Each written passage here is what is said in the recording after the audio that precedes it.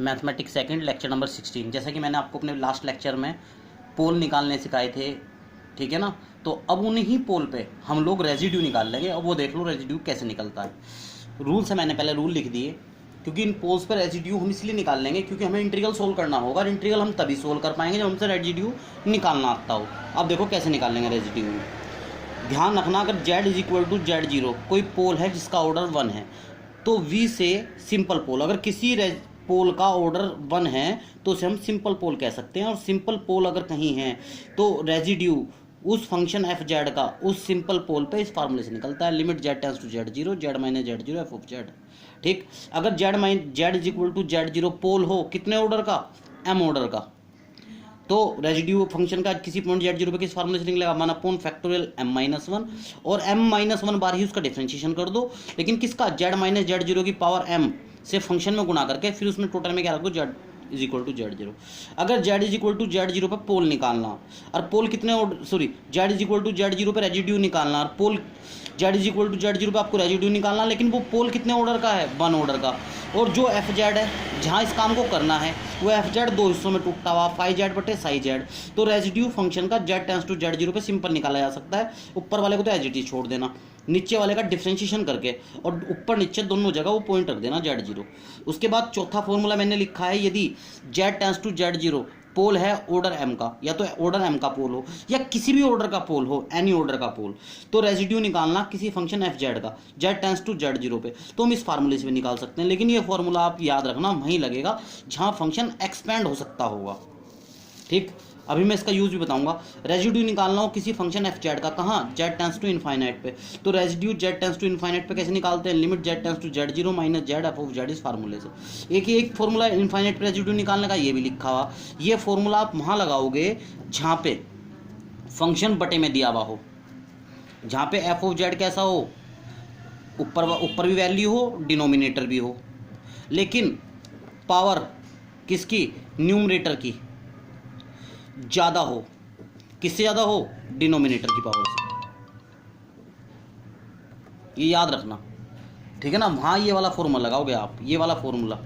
अब देखो जैसे एग्जांपल दिया हुआ, एग्जांपल नंबर 15 कह रहा है रेजिड्यू फाइंड करो at z is equal to 0 पे। अब अगर Z0 0 पर निकालना, किसका निकालना, z कोस 1/z का। मुझे पता कोस 1/z को तो मैं एक्सपेंड कर सकूँ, तो मैंने सीरीज खोल दी, z के अंदर गुणा कर दी। अगर सीरीज में एक्सपेंड हो सकता हो तो किससे निकलेगा रेजिड्यू, इस वाले फार्मूले से। ये फार्मूला देख लो, इस वाले फार्मूले से निकलेगा रेजिड्यू, अगर वो एक्सपेंड हो सकता हुआ। ठीक है, अब ये इसमें देखो पहले कौन सा है पोल। अब मुझे पता Z0 रखते ही क्या हो जाएगा, इनफाइनाइट हो जाएगा, फंक्शन वैल्यू नहीं देने का, एफ जेड कैसा रह जाएगा, एनालिटिक हो जाएगा, नॉट एनालिटिक होगा। किस पॉइंट पे नॉट एनालिटिक होगा, z इज इक्वल टू 0 पे नॉट एनालिटिक है ये फंक्शन। तो z इज इक्वल टू 0 क्या होगा, सिंगुलर पॉइंट। अब सिंगुलर पॉइंट भी कैसा, कि ये पोल है, ये पोल तो है नहीं। क्यों, क्योंकि पोल के लिए मैंने कहा था उसका एक फिक्स ऑर्डर होगा, लेकिन इसका ऑर्डर तो बढ़ता जा रहा। लेकिन मैंने यहाँ क्या लिख रखा है इस फार्मूले में, z is equal to Z0 pole हो ऑर्डर m का, या तो ऑर्डर m का पोल हो या एनी ऑर्डर, किसी भी ऑर्डर का पोल हो। ये तो इनफाइनाइट ऑर्डर का पोल हुआ एक तरह से, तो पोल नहीं कहा जाने का। अगर किसी भी ऑर्डर की सिंगुलरिटी है तो भी आप रेजिड्यू, अब यहाँ किस पे निकालना, 0 पे दिक्कत है, z 0 पे कैसे निकाल लो, coefficient of 1/z minus 0 in expansion of F Z, यह फार्मूला लगा दो। अभी वहाँ 0 क्यों लगाया, क्योंकि 0 पे दिक्कत है और तो कहीं दिक्कत है ही नहीं। तो इस पर कितना आ गया, उठा के सीधा कोफिशिएंट 1/z का हो गया, 1/z का कोफिशिएंट कितना होगा, -1/2 लिख दिया। अब देखो आप एग्जाम्पल 16 देखो, उसने कहा फाइंड करिए रेजिड्यू ऑफ इसका, किस पॉइंट पे निकालना है, इनफाइनाइट का। लेकिन ऊपर की पावर कैसी है, बड़ी है नीचे की पावर से। अगर ऊपर न्यूमरेटर की पावर ज़्यादा हो, ये लगा रखा मैंने फॉर्मूला, और डिनोमिनेटर की पावर कम हो तो उसमें नीचे वाला फॉर्मूला लगना चाहिए, ये वाला। तो इसे मैंने z² कॉमन लेके ऊपर लाया, सीरीज खोल दिया, किसका कोफिशिएंट चेक कर दिया, 1/z का, माइनस कोफिशिएंट ऑफ 1/z का। देख लो माइनस तो लगा ही लिया, कोफिशिएंट ऑफ 1/z कितना है, 1, तो कितना आ गया, -1। देखो सीरीज खोल के, सीरीज किस में खोलनी, इस वाले पार्ट में खोलनी। क्लियर बात मेरी, इस तरह आपको करना। इससे आगे आ जाओ, एग्जाम्पल 17 कह रहा डिटरमाइन करिए पोल और रेजिड्यू निकालिए पोल पे। अब देखो ये फंक्शन है, इसे दिक्कत कौन कर रहा, z is equal to 1, z is equal to 1 क्या हुआ, पोल। कितने ऑर्डर का, पावर कितनी है इसकी, 1। ये मैंने पोल आपको देखने सिखाए थे। रेजिड्यू निकालना है एफ जेड का, z इज इक्वल टू 1 पे, क्योंकि 1 ऑर्डर का है तो कौन सा फॉर्मूला लग जाएगा, पहले वाला formula, limit z tends to 1